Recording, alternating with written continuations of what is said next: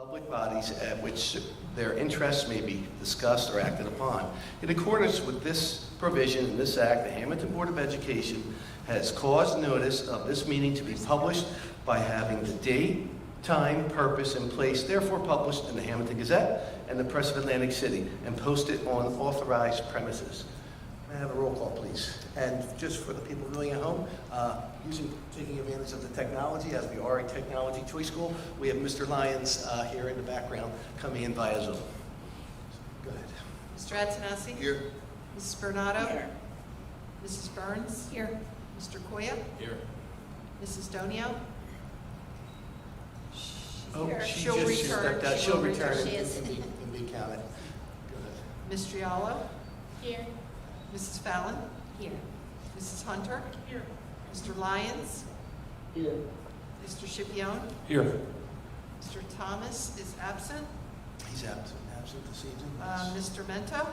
I am present, and now we will return to our board member who stepped out briefly. Mrs. Donio? Here. Thank you. Let us rise for the flag salute.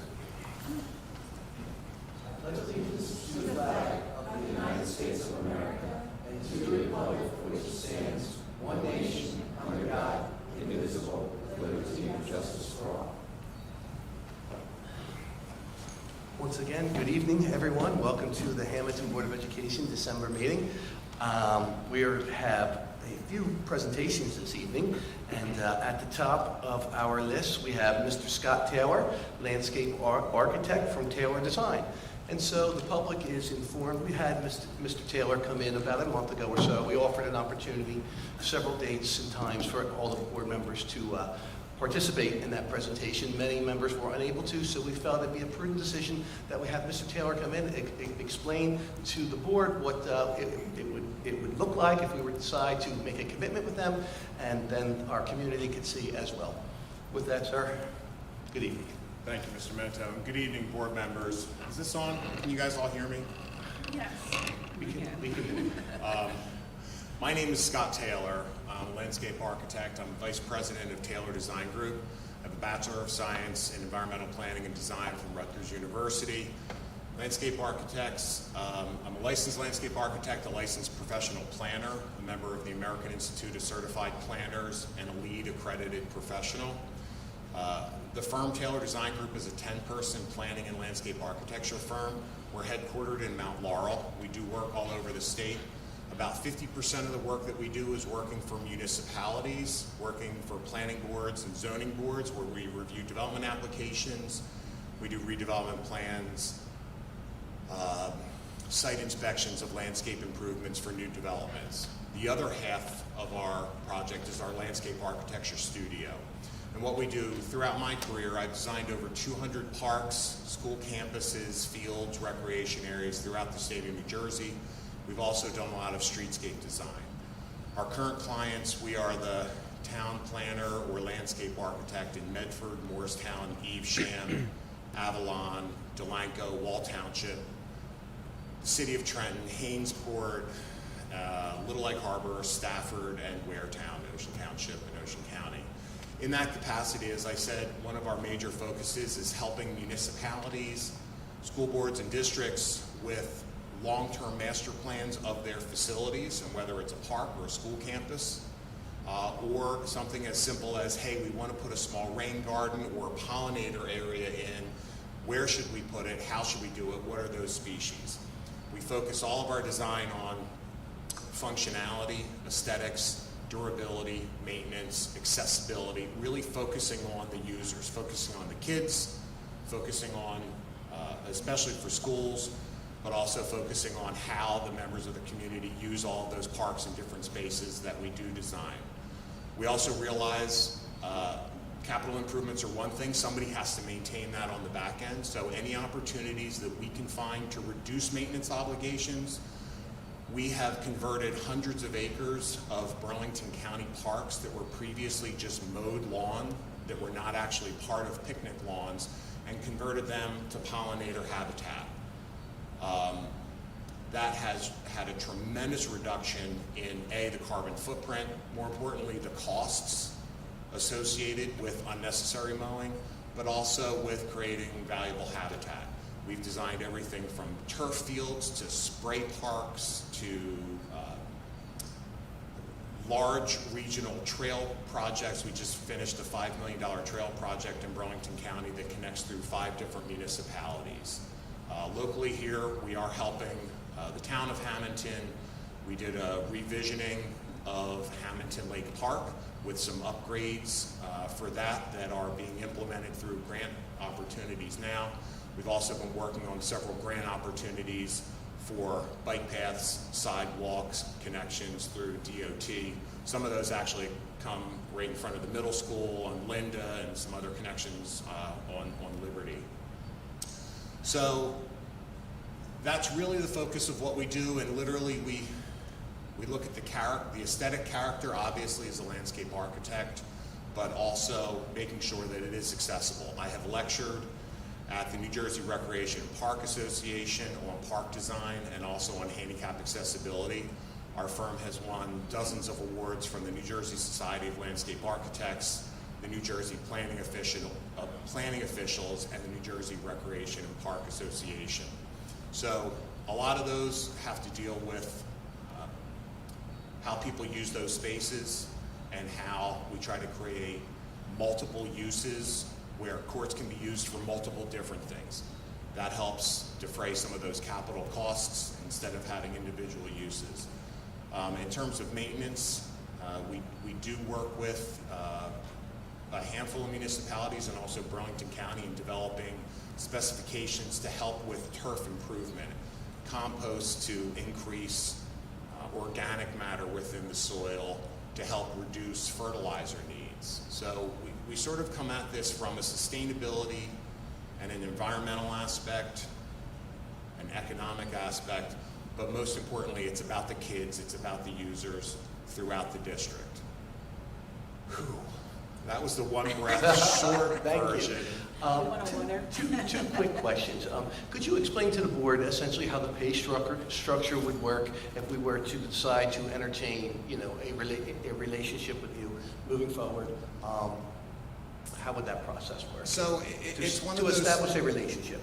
If we have a relationship, it can be as simple as I got a phone call from the mayor of Avalon one day saying we need somebody just dedicated a bench. It needs to go at this corner. Where does it go? So we researched the site triangles. We made sure it was outside the site triangles so we don't negatively impact vehicular circulation. And then the question was, do we want it to face the street or face the stores? And we billed $118 because it was 1 hour of time. That's really how we work. There is no set lump sum. If the district and the board said, hey, we'd like to work on a master plan for this section, or we need a new location, and we have stakeholder meetings and we go through a process, we can write a proposal for something like that. But there are a lot of times that we get called in for very, very simple elements of, hey, we're looking to put a solar field in, what should we do outside the fence? And that answer might be, hey, we could do a pollinator meadow, have it soften the visibility of the fence, maybe put a sign on there that says, Hammonton Schools Sustainability Project, and we lean into some pollinator habitat in conjunction with the solar and the sustainability element of that. We've also had recommendations that inside solar areas, instead of doing lawn that has to be mowed 5 or 25 times a year, go with a low knee-high pollinator mix that creates a couple acres of habitat. That only needs to be mowed once per year. So there are advantages there that are cost-saving. They improve the environment. It helps create an educational component for the kids or for the members of the community. So it's sort of some simple things as where do we put a bench to, hey, Morristown wanted to add another turf field to their Wesley Bishop Park complex. We did a master plan. So then if we were to reach out to you, it would not be unreasonable for us to enter into a do not exceed type of contract where, we're looking for this, for the first time, we do not want to exceed 500 or whatever, $700, whatever the board would choose. Is that a common practice? It is very common with Okay. a lot of our municipalities and our school. And one last question, just to make sure, everyone understands. You had formerly mentioned your 10 employees. To the best of your knowledge, do any of those employees have a relationship or earn income in the same household of any of our board members here present tonight? No, absolutely not. Thank you. Sure. Is there any other questions for Mr. I have Taylor? a question. If we have a big landscaping project that we see on the horizon and we don't have the established relationship with you, would you still be willing to bid for that project if we say we had something major that we were going to accomplish, like a turf field? I'm just saying an example. I'm not saying what we're doing, but say we have a turf field and it would be a major project that we would go out to bid for because it would probably be over the threshold of would you be willing to, go out to bid for that, or do you only work with established boards and municipalities where you have an established relationship? So we do both. Rarely do we go in a community where we have some relationship and some connection, we will bid on projects. If I get a call from a municipality in North Jersey that I've never heard of before, we don't travel to bid on projects like that. So we try to, our towns become our second adopted hometowns, and we're very passionate about what we do. Sometimes we feel the most impact we have is before the project is actually designed, because somebody may say it's going here, and there may be some rationale to shifting it 9 feet to the west and realigning a guide rail or doing whatever some of those other things are. So having some of that very early planning and programming dialogue up front can be very valuable, but there doesn't have to be a contractual relationship for us to work anywhere. Great. Thank you. Okay. That's it. I have Thank you one for question, coming. just one question. Sure. You said that 50% was you called it studio, and that involved school campuses. Would you say that you do the campuses from the onset of when the school is built, or is it a process of a school that's been there for a while? Almost all of that work has been existing schools where someone says, we're no longer using this field, we need to convert it to this type of field, so we may say, hey, we need to reorient a bike path. And by the way, we don't actually have handicap accessibility, so we should probably plan to make a connection from the accessible parking over to here, reorient it, because we don't want foul balls hitting the parking lot. And so little simple programming, things like that. We did just work on a North Hanover School District, a new school project that had some courtyards. It's right next to the joint base, MDL, and that was a new school. We did a science rooftop garden, some courtyards, exterior landscaping. Thank you. Thank you, Mr. Taylor. Sure. Okay. Can I say a couple things, Sure, actually? sure. I think a question and a comment as well. So this sort of idea came out of the community cohesion, because we had a lot of discussion about trying to look at our physical campus of the school, knowing our limited resources and realizing that the best districts, in my opinion, the most successful are ones who do planning and do that well. And when I think about it, right at the beginning of my term on this board, the turf fields were approved, the final approval process. I've been out there to the new turf field, and it's interesting because if you look at the turf field that is out there, which looks amazing, we do not actually have a walkway to that turf field. And there is the driveway that you can get to, but again, a lot of times that is locked.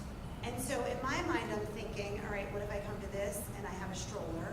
Or what if a grandparent wants to come? It's not really ADA accessible. And now there's this dirt path forming of where people are walking to get to the turf field. Now, I use that as an example because I thought it was helpful what you said when you came to talk to several of us in the committee, is that, if, like you were asking about, if if we ask a landscape architect to just build a specific, bid on a specific project, thank you.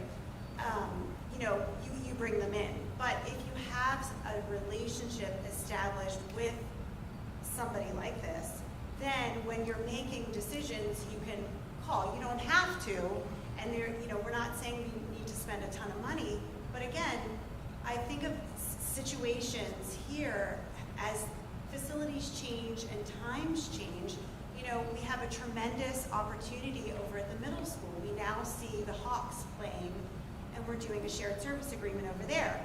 You know, this past year, my son went to 8th grade graduation. I look at the parking over there. I look at, again, from the parking lot on the side to the actual William T. Capella Stadium, we don't have a walkway. We don't have pathways. We don't have handicap parking.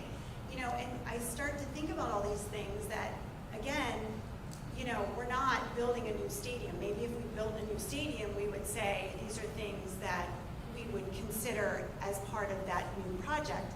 But I do think that it would be helpful because it just makes everything a little bit more unified. And, you know, a couple things that you mentioned when you came in is you said, you know, developing some standards for the campus, and I thought that was very helpful.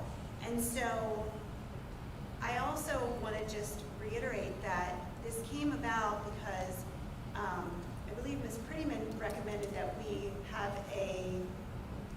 go out for bid and establish that relationship. So then that makes it just easier when we do have a situation throughout the year, if we say, we want to work on this, or we want to add something, that it's just a lot easier. And we could even say we don't want to have it exceeding, you know, a certain amount of money per year. But my final point, if I'm getting there, is that so if we approve this relationship,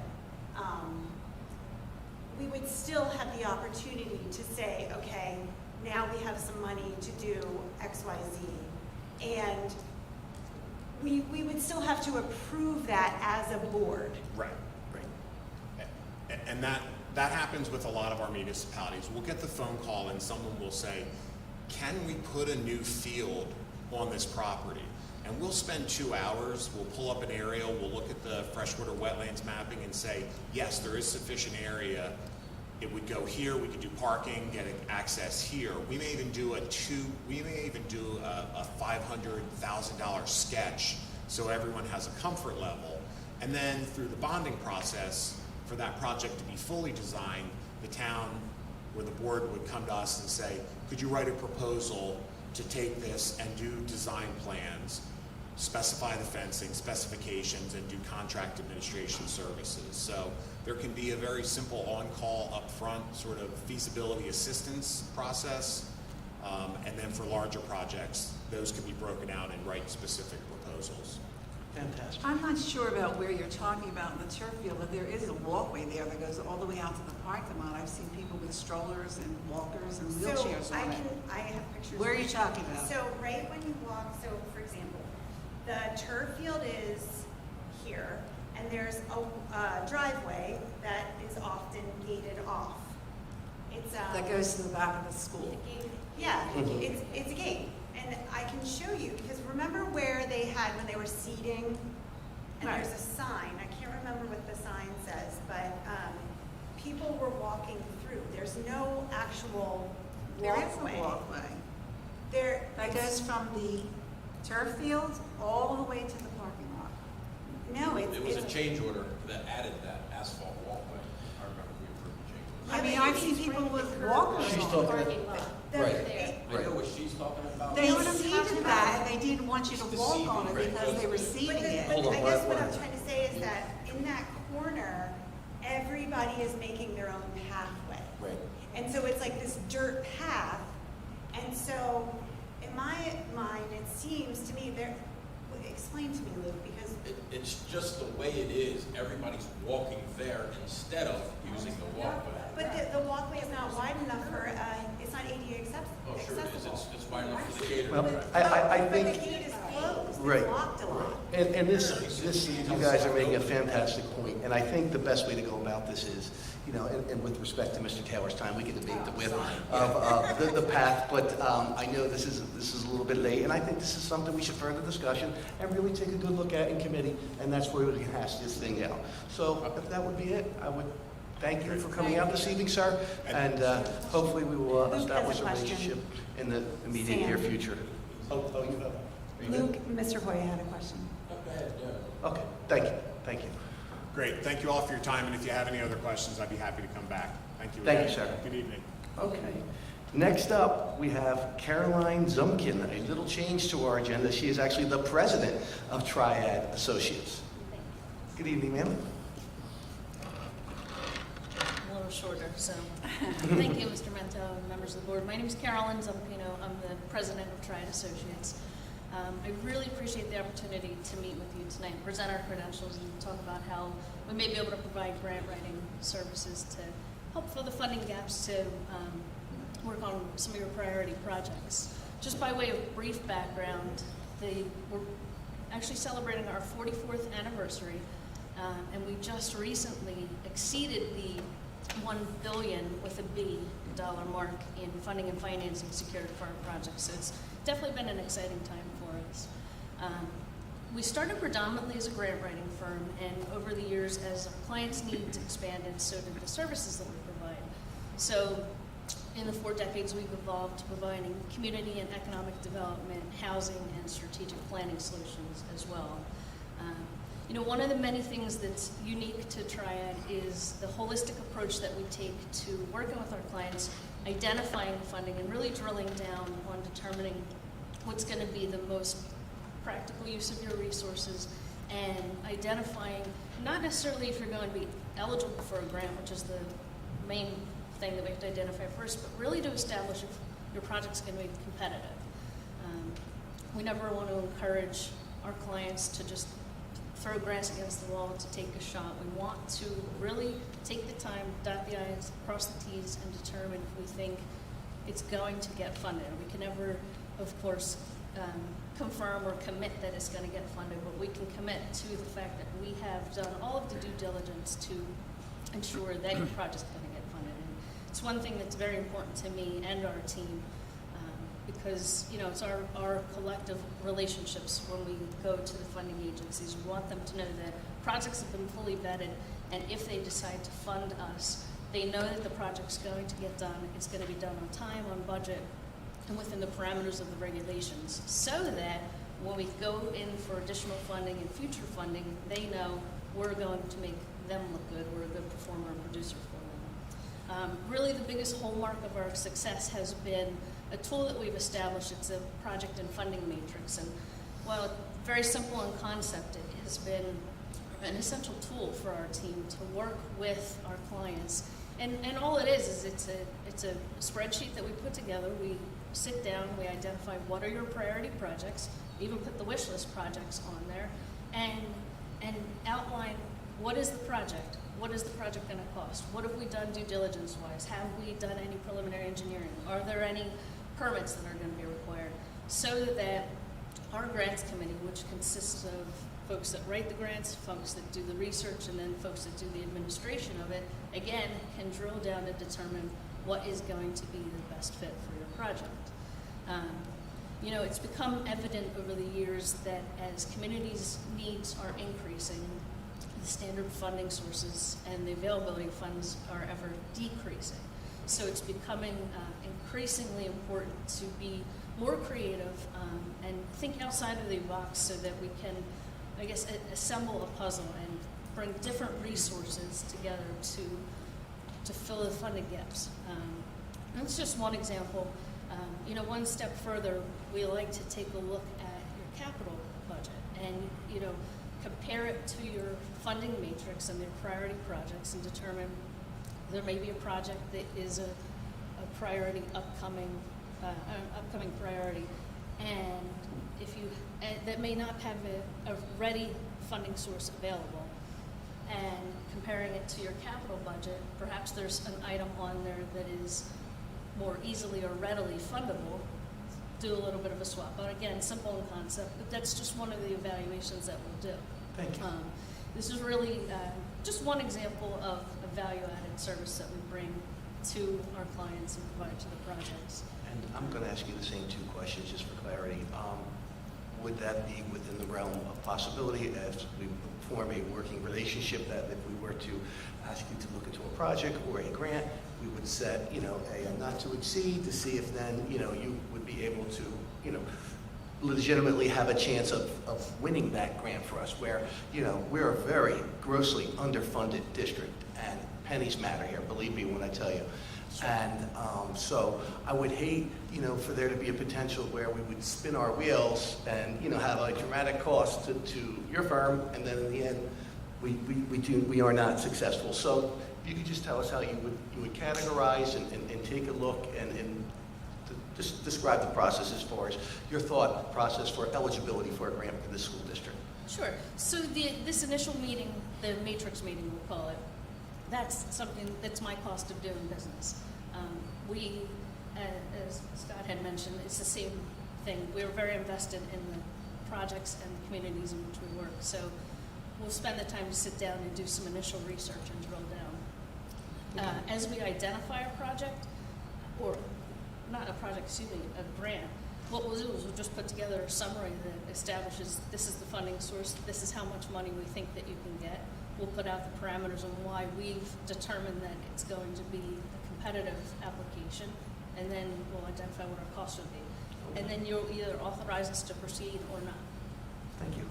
And finally, to the best of your knowledge, as far as your employees, do you realize or recognize that anyone at your firm is related to or lives with one of these board members here at No. the current time? Thank you. No.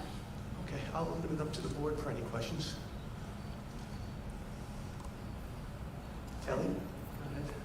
Surprise, surprise, I have some feedback. So I'm Kelly, nice to meet you. Jake came to the committee meeting, and there were several of us at that meeting. I just want to clarify, I'm not sure if other board members have questions about this, but a few things that we talked about in that initial meeting, a couple things that he mentioned is that the majority of the grants that if we worked with Triad, that they would be probably about 50% of them are capital improvements for schools.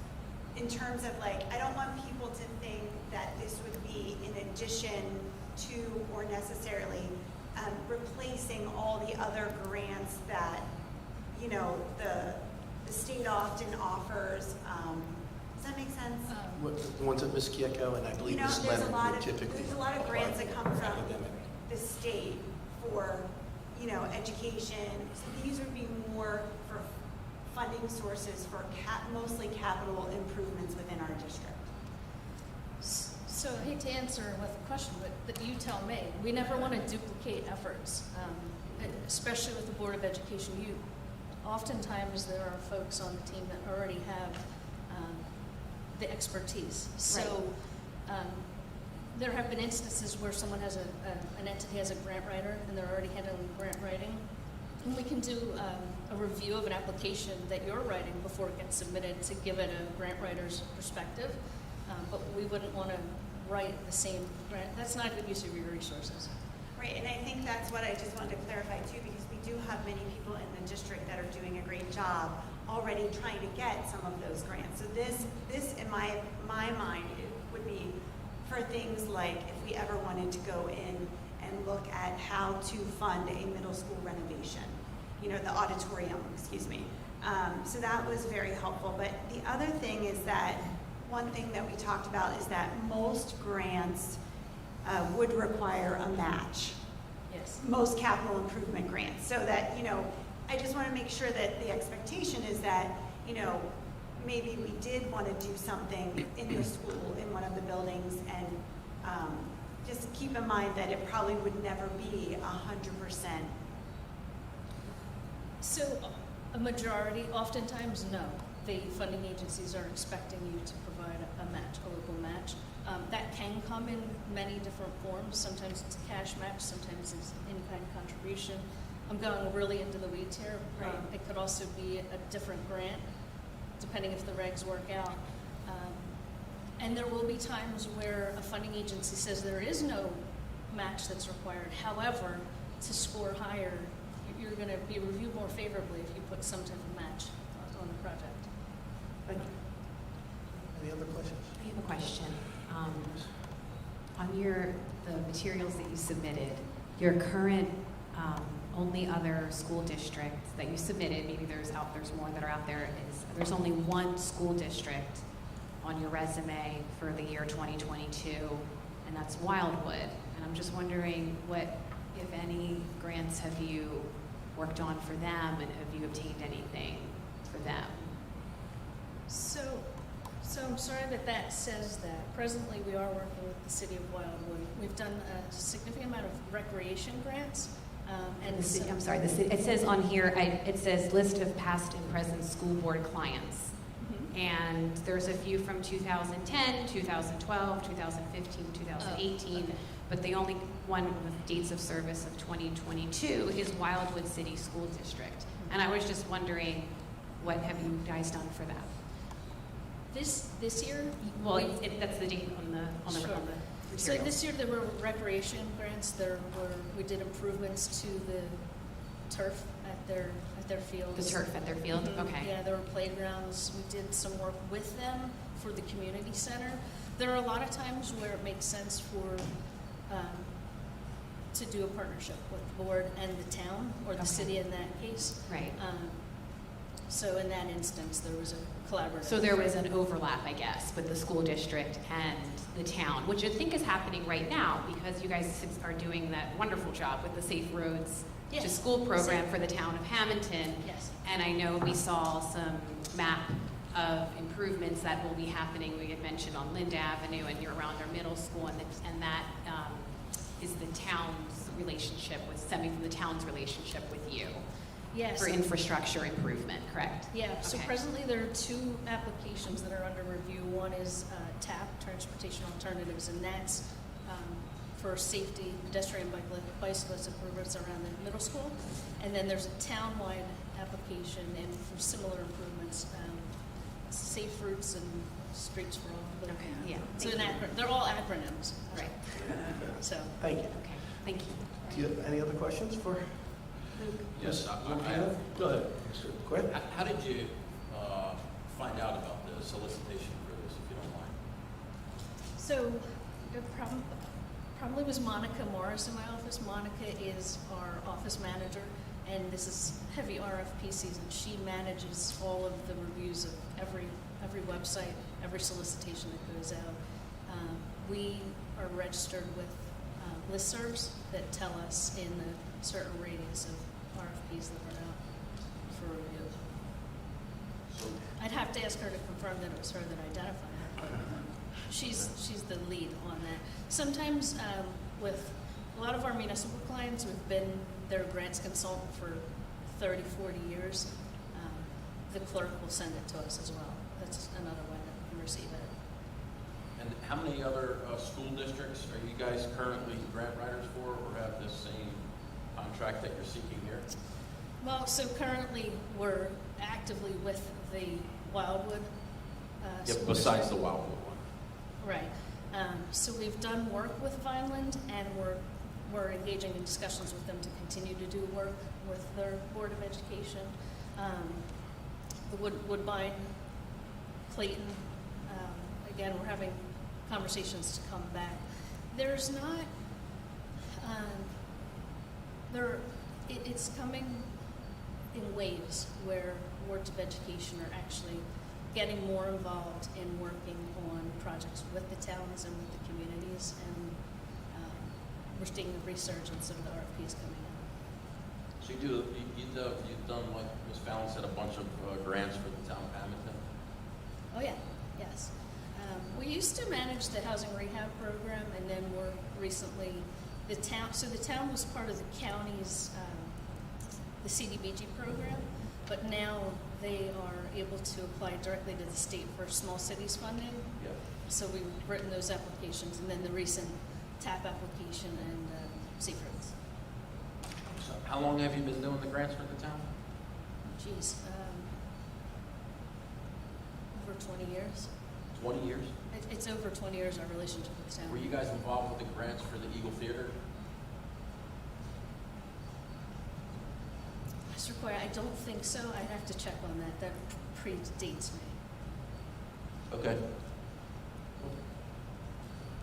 What does that have to do with anything? I was just asking. Okay, well, thank you for your time this evening. We do appreciate it. I do have Go one ahead, other Ms. question, Jones, and go ahead. I don't have the proposal in front of us, but I just want to double check, because basically, if we would approve a relationship, there would be no dollars extended until we actually wanted to do the general services contract. Is that what you call it? So the general services contract, it just establishes a relationship with Triad as the grants consultant. Unless you authorize us to proceed on a project, then there's no charge. A project could be as small, though, as if someone writes a grant and they ask us to spend a few hours to review an application, then there's an hourly component that we could bill against. But otherwise, as we identify a specific grant, we would name the grant, the dollar amount, and get authorized or not to proceed. So if we did move forward, let's say, the first step would be the general services contract, and then that, I just am looking at the notes from the last meeting, that basically we would sit down with you, have a priority project, Yes. work, and we would identify those. What would the cost be associated with doing that just initial, let's plan before we even apply? That's my cost of doing business. There's no cost for me to do that. It benefits me to sit down and determine what are your projects so I can find a grant, so then you'll pay me to write it. So we wouldn't spend any money to build a project list, and No. then you would come and say, okay, I think I can get a technology grant for new upgrades to, you know, all the buildings, things like that. And then you would say, if you want to apply for that, here's the cost for the application. Yes. Okay, I just want to Okay. make sure I understand Thank you. the process, and we would That's still clarity. approve each individual application. Yes. But there's no fee for just establishing the relationship and sitting down and putting together a plan, identifying areas where we may or may not want to see No. grants. My CFO probably doesn't like that, but I'm So the let's- executive. So basically, we give you like a wish list of things we would like to do, and you have this networking, and if you see something come across your desk that you think fits our need, you would contact us and Yes. tell us there is money for this XYZ. Yes. Maybe you should apply. Okay, thank you. Thank you. And thank you again for coming out this evening. We Yeah, do thank you. appreciate you coming out on a Thursday night. So with that, I'll wish you good night, and hopefully we'll be talking to you in the near future. Wonderful. Thank you. Thank Thank you. you for Good your night. time. I Thank you appreciate it. very kindly. Okay, continuing with our last presentation this evening, we have Miss Tammy Leonard, Assistant Superintendent, going over to NJGPA State Assessment.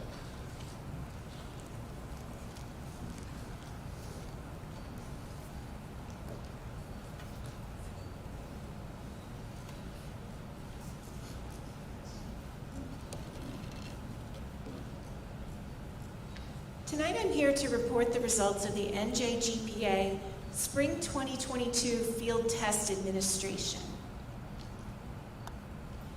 The NJGPA was given last spring to 11th grade students, and it was a field test. That means that the scores are not required for, and it is not a graduation assessment requirement for the class of 2023. So field test results can be used to review curriculum and programming and identify potential focus areas as we prepare the students for the next administration in the spring of 2023, when it'll be given to 11th grade students who make up the class of 2024. The NJGPA is a new test. It is based on the New Jersey Student Learning Standards. It measures student performance on the grade 10 standards for English language arts and for math in Algebra 1 and geometry standards. There are 2 performance levels that are provided to us. Students are either graduation ready or not yet graduation ready.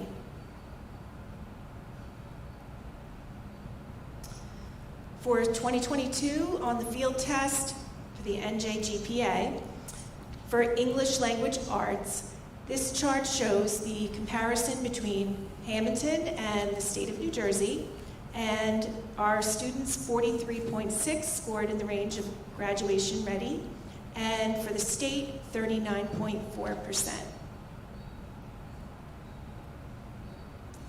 In mathematics, the percentage of students in Hammonton scoring graduation ready was 46.9%, and the state was 49.5%.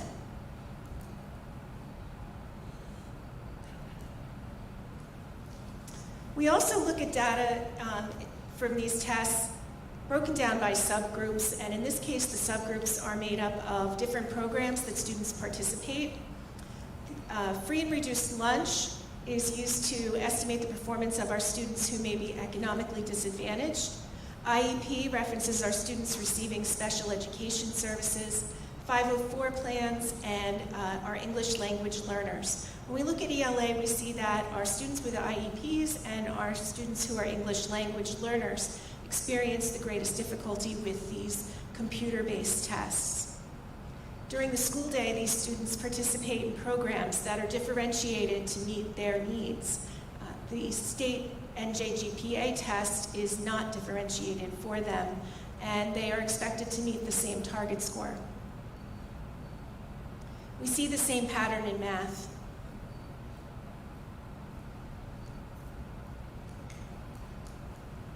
We also look at subgroups differentiated by ethnicity or race, and to protect student privacy, data for cohorts with fewer than 10 students are excluded from this report.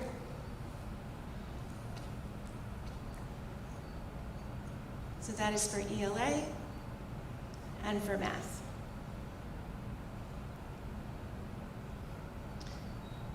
The process has already begun. We are getting our students ready for the 2023 NJGPA. This summer, there were extensive curriculum revisions to better improve our alignment to the New Jersey Student Learning Standards. Last year, we began giving the Linkit, ELA, and math benchmark assessments 3 times a year. We're giving them at all grade levels, and students are getting practice in taking those online assessments, and teachers are getting benchmark data that they can use to plan instruction to target the specific skill gaps of each student. In English Language Arts, we have an increased emphasis on informational text using digital resources such as Common Lit and ELA. Informational text and working with informational text was identified as one of the skill gaps using those Linkit benchmark assessments. Another supplemental program that we are using to improve student achievement is the IXL program. We're using that in math and English to close skill gaps and monitor student progress. With the addition of these additional efforts, and our teachers are continually working to try and improve student achievement, and with these additions, I am confident that we will see increased student performance on the NJGPA. Thank you.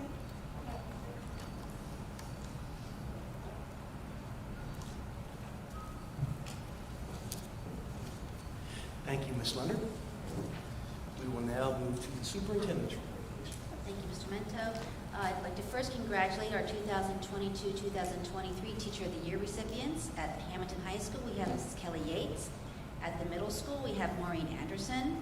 At West, we have Renee Clark. And at EC, we have Stephanie Dooley. We are certainly blessed with having the best staff in the area and will be honoring these exceptional educators at our February Board of Education meeting. They will also be recognized by the county in a special luncheon held in May. The choice lottery for the 2023-2024 school year was conducted yesterday for the 44 available seats. All 120 applicants were assigned a number that were randomly selected by grade. As per regulations, choice students in Waterford grade 7 and Folsom grade 9 are given priority as sending districts. In addition, siblings of current choice students are given preference to keep families together. Letters of acceptance or waiting list assignments will be mailed on December 19th. We encourage families assigned to the waiting list to check their emails regularly and/or contact my office for updates as openings become available during the summer months. And finally, I would like to wish all our staff, students, and families a wonderful holiday season. This is the time of year to reflect and be thankful for all the blessings that we have. And as 2022 comes to a close, I know I am thankful for the many blessings of our school district. Thank you. Thank you, Ms. Gagnon. We'll now move to the committee reports, and if you're prepared, Danielle, if you'd like to lead us off, our student rep this evening, good evening. Good evening. I just want to give updates on upcoming events that mainly are from Student Council. On December 13th, next Tuesday, we're hosting a holiday movie night in the PAC. We're watching Elf. It's free to get in, but donations for Toys for Tots are being encouraged. Next Friday, I know the school is bringing back our door decorating competition, so we're going to have an extended 8th period to decorate our doors and bring some fun to our day. December 19th starts our Holiday Spirit Week, and that Thursday, the Student Council and all its members are going to be attending the Leap Academy in Camden, and each member of Student Council provides a collection of gifts to underprivileged kids that attend the school. I believe there's 120 kids we're giving gifts to, and we're all going to take the bus ride over and hang out with them for a few hours and hopefully make their Christmas a little better. Other than that, coming after our winter break, the Student Council is starting our first ever Blue and White Night. Essentially, it's an after-school pep rally. It'll be at nighttime. It's like 2 hours long. Hopefully it becomes a tradition. I'm assuming this year is going to be a little rocky because it's the first year, but maybe it'll be something that can be equivalent to homecoming for this school and get everyone out to participate. And that's it. Thank you, Danielle. Very good report. Okay. Go ahead, Mrs. Bernardo. Safety, please. Okay, the safety committee did meet on November 17th, and I think I spoke too soon because I said pick up and drop off was going well. I've gotten some complaints about students darting in and out of cars. Drop off, pick up is double lane of cars, and I think there was an incident, but I don't know if it was bad enough to be reported. Which school is this? High school, High school. sorry, high school.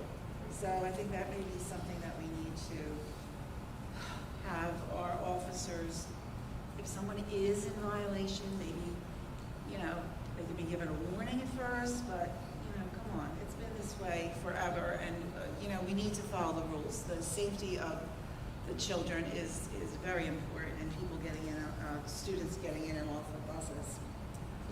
As far as the safety committee, Mr. Steve Minchek was at the meeting also, and now there are exit alarms on all the doors in the buildings, and the SRO had the suggestion of coordinating both schools for the drill and a place to meet after the drill. So I thought that was a really good idea. I think he mentioned the Blue Barn. And Steve is preparing a proposal. As you know, your computers, I don't know, you bring them home and sometimes they're outdated. So we have a lot of refreshing to do, several items which should have a 5-year rotation. I don't think we have done that. So he is coming up with a proposal with switches and everything that he mentioned at the meeting that we have to do. And of course, there's costs to it, but it's something that we have to do as far as someone hacking into the system. And if you have heard, Williamstown was hacked and they were closed for 3 days. So it is something that is out there. I know the parents were up in arms. They say, well, why can't you just send the kids to school with pencil and paper? Well, there's so many things other than computers in the classroom that deal with the running of the school. So I was thinking maybe, we have procedures for closing early or emergency. Maybe in the back to school night, maybe if we could have like a paragraph or something that says, this is what's going to happen if our computer system is ever hacked. And your student would not be able to come to school for many reasons. I don't know, because parents were very upset about the 3 days and how long it took them to get. I don't know, do we want to put that out there? It's just a thought. It's just a thought that I had. There is There's also a state grant available for mapping the school, and they refer to it, I thought it was cute, as a, what's that game, Battleship?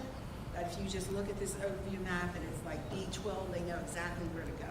So there's a lot of proactive things that we're doing for the safety of our children, for the advancement of the computer system that we need in our school. You have to realize how many computers are in the school, what the computers are used for, and all that goes into making that a success. And I don't know, Ray, I know in your report you congratulate students. Do you have Tiffany Peretti? She was a senior, and she was named to the student ambassador with Atlanticare to the Healthy School Youth Advisory Board. And its goal is to bring the gap between the state and the youth in the communities. I thought, that was a real shout out for her. I would like to congratulate the Teachers of the Year. I would like to also wish everyone a Merry Christmas. I celebrate Christmas, that's why I am wishing you a Merry Christmas, but whatever that you do celebrate, I hope that it's healthy, and I hope that you have a good time, and I hope that everyone is enjoying their time off from school. I'm sure the kids are looking forward to that. And I also, for the new year, wish you health. I just want everybody to be healthy. There's so much going around, and so many people are getting sick from one virus or another, or the flu. And I would also like to thank people for their support in re-electing me to the school board. I'm very happy that that happened. I'm just so glad that people are voting. It's your constitutional right to vote, and you should exercise that. Even if you didn't vote for me, just go out and vote and make your voice known. So happy Christmas, happy New Year, and good health to everyone. Thank you. Thank you, Mrs. Bernardo, and again, happy holidays and Merry Christmas to you and yours. Ms. Fallon, from the Solar, please. From the Solar Committee, Solar is on track to be fully operational by the end of this month, the end of this year. And I just want to thank Casey Gifford from Cooper Levinson for her efforts in helping us get to this point. So that's the update from Solar. On the agenda, I noticed one thing, and he's here tonight. I just wanted to send a congratulations to Mr. White. It's a little bittersweet because I just want to thank him for his time and talent he's devoted to our band, and you've just made a tremendous impact for so many kids, and we're happy that you will continue to make an impact for kids, just in a different way. But I just want to thank you so much for your so much time and dedication and talent for our band, and we'll miss you in that role, obviously, but we're looking forward to having you, we'll be approving that you'll be the new vice president. So I just wanted to give a shout out to you. And I also wanted to congratulate Ms. Carrie Koya from our high school. She was recognized today by the NJEA in an article published today on her great work in setting up the Devil's Pantry in the high school. And it's funded by a grant from the Education Foundation as well as generous community members. And there are students, in the article, it said, and we are very aware of this, that there are students who rely on this pantry for clean clothing, hygiene products, and food, and I'm just so happy that they have this resource in our schools, and that she has just been such a wonderful, just taking lead with it and maintaining it, and it was, establishing it. And I guess for the new year, I guess my wish is that we don't lose sight of that as a board and as people, that our goal and our objective as board members is to educate children and to support them and take care of them while they are in these walls. And in the new year, it's my hope that we focus more on that and wish everyone happiness and health and Merry Christmas, Happy Holidays. Thank you. Thank you. And again, happy holidays and Merry Christmas to you and yours, Kelly. Mr. Antonacci. I have no report, however, I just want to jump on, piggyback off of Kelly and congratulate. I was glad to see Tim White get an opportunity to showcase his leadership skills as an assistant principal at the high school. When I was the assistant principal back in the day in the middle school, Tim just came on as the music director. And I don't really think you knew what you were getting yourself into. getting an opportunity, and I look forward to working with Tim. The other gentleman is the assistant principal coming up is Mr. Justin Lasasso. He'll be taking over the helm at the middle school. Justin is coming from my school district in Stratford, and let me just tell the board this. An interview process is just a snapshot of what you're really taking a look at. I've happened to be able to observe and watch Mr. Lasasso up close for the past 3 years, and I want to let everybody know here you are getting an excellent administrator. Tomorrow when we post for his position, there's going to be a ton of people upset, shocked. He has built rapport and trust amongst the community, staff, students, and so forth, that it's going to be really sad to see him leave. But since I'm retiring in 13 days, it's good to see him coming to a good place. I'm back to Hammonton, so I'm happy for both Justin and I'm happy for Tim tonight. Thank you. And again, Not as much as I am. congratulations, Tom. Happy holidays and Merry Christmas to you and yours. And also, thank you for releasing Justin and let us have him without waiting for the 60 days. So we greatly appreciate that, and that is invaluable time working with the staff. Thank you very kindly for that. Mr. Quinn. Yeah, well, congratulations, Mr. Antonassi, on your retirement. Also like to congratulate the Teachers of the Year. Your sister.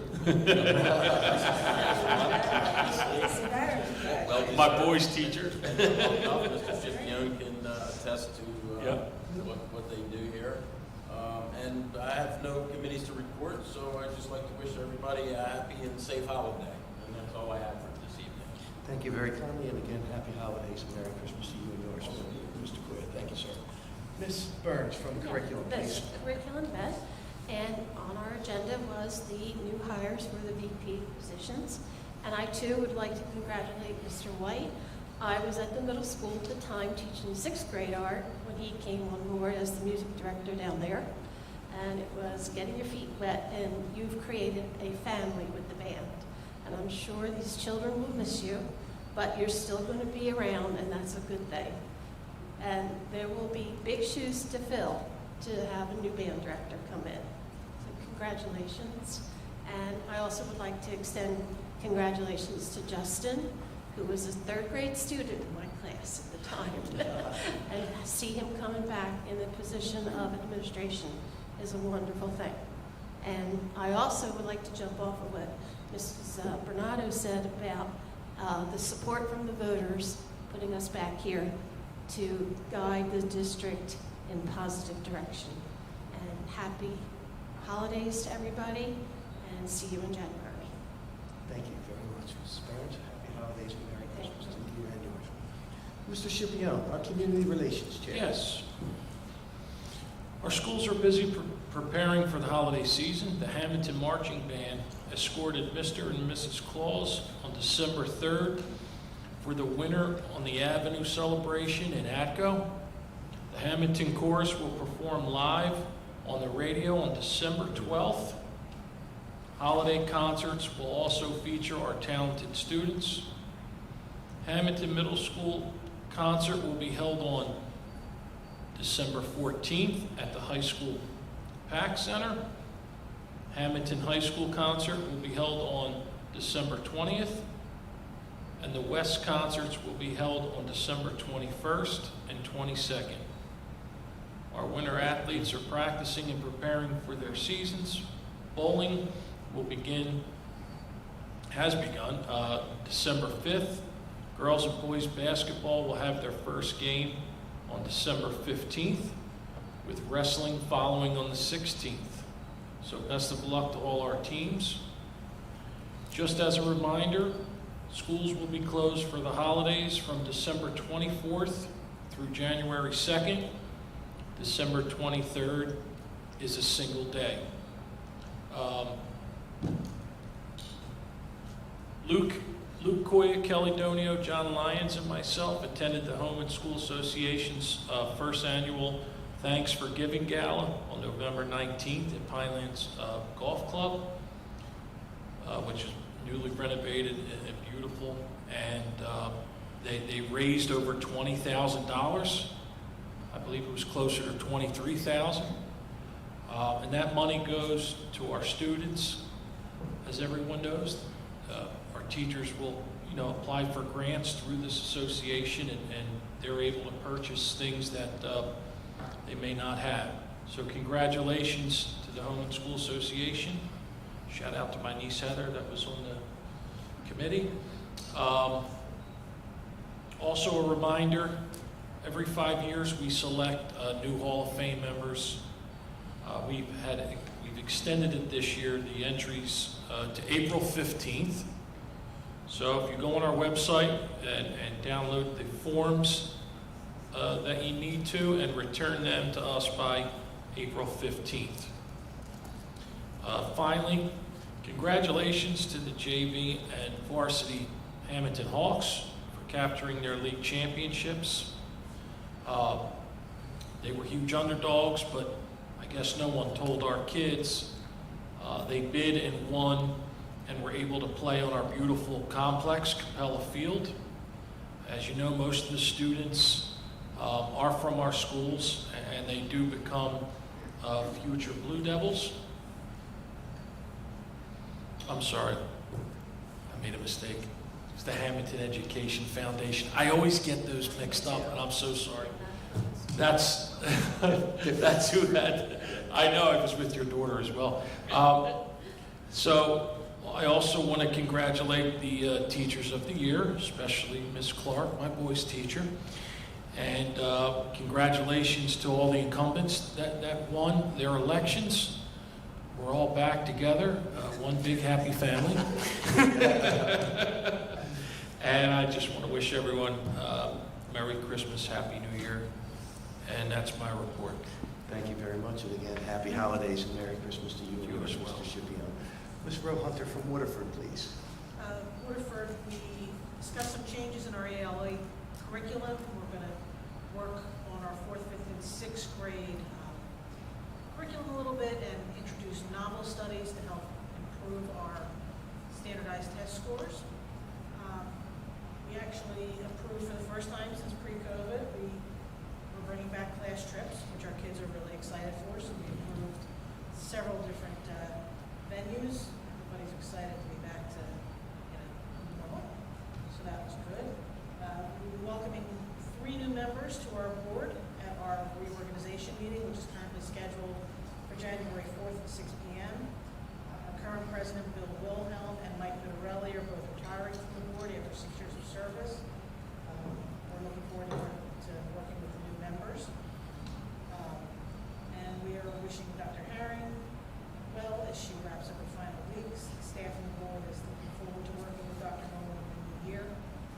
We're actually out celebrating Dr. Herring tonight. The staff is actually at the weekend in Hammonton in Illinois. They were having a party there for her tonight. And looking forward to the new year. Happy holidays to everybody. That concludes my report. Thank you, Ms. Hunter. Again, happy holidays and a very Merry Christmas to you and yours. Ms. Donio, please, from our community cohesion. So I don't have anything to report, just congratulations to new hires, the Teachers of the Year, and also it's been a great first year on the board, and I'm looking forward to another great year next year. Merry Christmas, happy holidays to you all. Thank you. And just to reiterate all my fellow board members, if I could, for that, I'm going to take advantage of our technology here and welcome Mr. Lyons from Finance. Please, sir. Sure. So the Finance Committee met earlier this week, several items on the agenda tonight for action. I'll call out a couple. As Mrs. Brown talked about partially in her committee report, the board is making the necessary financial moves to invest the money we need to continue improving our infrastructure. We have a 1-to-1 student-to-device ratio, as well as complex camera systems and several other things that require a consistent internet connection. So we're making the necessary upgrades and planning for the necessary expenses to maintain the standard that kids that come to expect. The middle school lease renewal at St. Joe's Academy is on the agenda tonight. Happy that the board has an opportunity to facilitate a lease that does a couple things. One, occupies what would otherwise be an empty building in the center of town, provides an opportunity for jobs and for growth in the downtown community, but also does not cost, but rather generates profit for the Board of Education. So it's always a good thing to take that money and invest it back into our educational programs. The ECEC work continues. You'll see an agenda item tonight to move some more money for planning to our architect. And then lastly, I do also want to certainly wish everybody a Merry Christmas and a Happy New Year. It is unfortunate that I cannot be there with you all this evening. Certainly want to congratulate the new assistant principals in the district. They're fine work, and certainly it's always good to see us promote from within and bring someone back who was with us previously. So it's always a good thing to look over, and certainly much congratulations, as everyone says, to the Teachers of the Year this year. It's a wonderful opportunity at the board meeting here in a few months where they'll be recognized with their families and peers. Lastly, tonight is my island repair night, and unfortunately overlap with the board meeting, but I bring that up to say that those are quarterly now about COVID, and there's really an opportunity for the board to understand some of the challenges that a large part of our student body face every day. And so certainly an opportunity, hopefully we can, several of us can get together and visit the next one to learn more. That concludes my report. Thank you. Thank you very kindly. Again, happy holidays and a very Merry Christmas to you and yours, Mr. Lyons. Okay, again, just to briefly reiterate, I would like to congratulate and welcome all our new hires. A hat tip to our Teachers of the Year. Louis Coy in particular, was a very, very talented teacher. When my daughter was there, he really inspired her love of writing and reading. And actually, I think that's part of the reason why she is studying speech pathology now, because of that early experience she had. And so it's a wonderful thing, Teacher of the Year. I'd also like to acknowledge our incumbents. Welcome back. The election season's over, and I'm very, very positive, looking to run and just have a nice year ahead of us where we can work together for a common goal. We have a lot on our schedule, and I think there are big things on the horizon for the Hammonton School District. That concludes my report. I will now open it for the first portion of public comment. Anyone wishing to be heard, now is the first of two opportunities to come before the board. I see a new hire out there. I don't know if you want to come up now or wait for the second portion. Your call. Okay, we'll wait for the second. Okay, we will now move into the business portion of the meeting. I will take a motion for finance items 1 through 25. Is there a motion, please? Motion. Second. Mr. Antonacci, second by Mr. Scipione. Discussion? Roll call, please. Mr. Antonacci? Yes. Mrs. Bernardo? Yes. Mrs. Burns? Yes. Mr. Koya? Yes. Mrs. Donio? Yes. Mrs. Fallon? Yes. Mrs. Hunter? Mr. Lyons? Yes. Mr. Scipione? Yes. Mr. Mento? Yes, motion's carried. We'll now take personnel items 26 through 53. Is there a motion, please? Motion? Mrs. Burns, is there a second? Second. Second by Mr. Koya. Discussion? Roll call, please. Mr. Antonacci? Yes. Mrs. Bernardo? Mrs. Burns? Yes. Mr. Koya? Yes. Mrs. Donio? Yes. Mrs. Fallon? Yes. Mrs. Hunter? Mr. Lyons? Yes. Mr. Scipione? Yes. Mr. Mento? Yes, motion's carried. We'll now take programs miscellaneous, items 54 through 64. Is there a motion, please? Motion. Mr. Antonacci, is there a second, please? Second. Second by Mr. Scipione, just beat Mrs. Burns there by a split second. Okay, that concludes our regular agenda. I'm sorry, roll call, please. Mr. Antonacci? Yes. Mrs. Bernardo? Yes. Mrs. Burns? Yes. Mr. Koya? Yes. Mrs. Donio? Yes. Mrs. Fallon? Yes. Mrs. Hunter? Mr. Lyons? Yes. Mr. Scipione? Yes. Mr. Mento? Yes, motion's carried. We will now move to the addendum. We will take items 65 through 67, please. Is there a motion? Motion. Mr. Antonacci, is there a second, please? Second? Second by Mrs. Burns. Discussion? Roll call, please. Mr. Antonacci? Yes. Mrs. Bernardo? Yes. Mrs. Burns? Yes. Mr. Koya? Yes. Mrs. Donio? Yes. Mrs. Fallon? Yes. Mrs. Hunter? Mr. Lyons? Yes. Mr. Shipio? Yes. Mr. Mento? Yes, motion's carried. We'll now take the final two items on the addendum, personnel items 68 and 69. Is there a motion, please? Motion. Mr. Koya, is there a second? Seconded by Mrs. Hunter. Ms. Hunter? Discussion? Roll call, please. Mr. Antonassi? Yes. Mrs. Bernardo? Yes. Mrs. Burns? Yes. Mr. Koya? Yes. Mrs. Donio? Yes. Mrs. Fallon? Yes. Mrs. Hunter? Yes. Mr. Lyons? Yes. Mr. Shipio? Yes. Mr. Mento? Yes, motion's carried. We will now move to the second portion of the public comment. For anyone wishing to be heard, now is your second of two opportunities to come before the board. Hi, everyone. Good evening. So, good evening. My name is Tim White, for those of you who may not know, and I'm the new hire for the high school assistant principal position. I'd just like to take this opportunity this evening to thank Ms. Kieko, Ms. Leonard, the high school administration, and the school board for providing this really exciting opportunity for me. Over the past 17 years, I've served as a music educator and director of bands here in the Hammonton School District. I taught 8 years at Hammonton Middle School and then 9 years here currently at Hammonton High School. I was also the program administrator for the middle school summer program during the past 4 years. I'm truly excited to take this next step into this new role of assistant principal. I'm very grateful and just wanted to say thank you to all of you very much for your continued support. And I look forward to continuing serving our wonderful staff, students, community, and school district here at Hammonton School District. Thank you. Appreciate it. Congratulations. Thank you. Thank you, Mr. White, and I just want to let you know what a tremendous amount of respect I have you as a person and a band leader.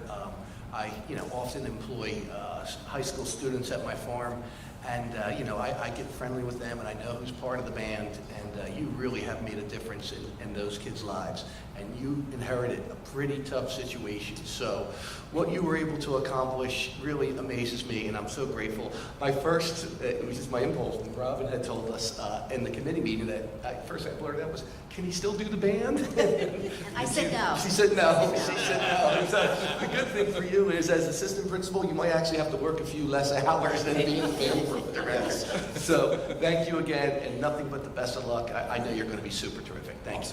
Thank you so much. Happy holidays and Merry Christmas. And I see your family, and hopefully they will get to see you a little bit more as well. Thank you very kindly. Okay, is there anyone else wishing to be heard? Mr. Mento, go Mr. Sasso sent me a message that he would like to say to the board and this Please evening. read that to the record. Yes. He wrote, good evening, Mrs. Kieko, members of the Board of Education. I am sorry that I am unable to attend tonight's meeting due to a prior commitment. I just wanted to take a moment to thank the board for providing me the opportunity to be welcomed back to the Hammonton as the assistant principal of Hammonton Middle School. I am forever grateful for this opportunity. I am eager to begin this new role and looking forward to meeting the students as well as working with the faculty and staff at Hammonton Middle School. Again, thank you. Thank you.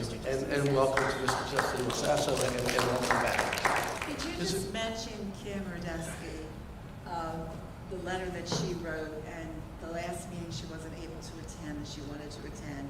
She wanted to attend this meeting to thank everyone for her position, and I believe she's sick. She's very ill. Give her a shout out too. Yes, definitely. I said she wasn't going to get through her speech because she's really been ill, but yes, we are very excited, and I believe tomorrow she's spending the day at the middle school with her in-service day to begin working with the staff, so. Fantastic. Looking forward. Thank you. Thank you very much. Is there anyone else wishing to be heard? Now is your opportunity to come before the board in our second portion of the public comment. Good evening, everyone. My name is Jordan Bronsky. I just wanted to come out and introduce myself. I was fortunate to be given the role over at the Early Childhood Education Center as the school social worker. I graduated from Stockton University in 2019 with my master's degree in social work. I am certified in the state of New Jersey as a school social worker, and I am super excited to get started. So thank you. It was so nice to meet all of you tonight, and I wish you all a warm, safe, happy, and healthy holiday. Welcome. Thank you. Welcome and congratulations. Thank you very much. Seeing no one else here, I'm going to close that public comment portion of the meeting, and I will entertain a motion to adjourn, please. Motion. Mr. Koya, is there a second? Second. May I ask before, Mrs. Prettyman, do we have a date for our calendars for the reorganizational meeting? I believe reorganization will be on the 4th of January. That's the Wednesday at 7:30. 7:30? Yeah. Okay, does that conflict, Yes. or were We you able to do both? set it up later. So she could do both, okay, Yeah, okay, great. yeah, and with Tom and our professionals, Okay. it was hard. Yes, the 7:30? 4th at 7:30, 7:30. yes. And even Thank if you you. work up much time with the smearing in, the first couple minutes, so yeah, thank you. Okay, everybody, did I have a second on that motion to adjourn? All in favor? Aye.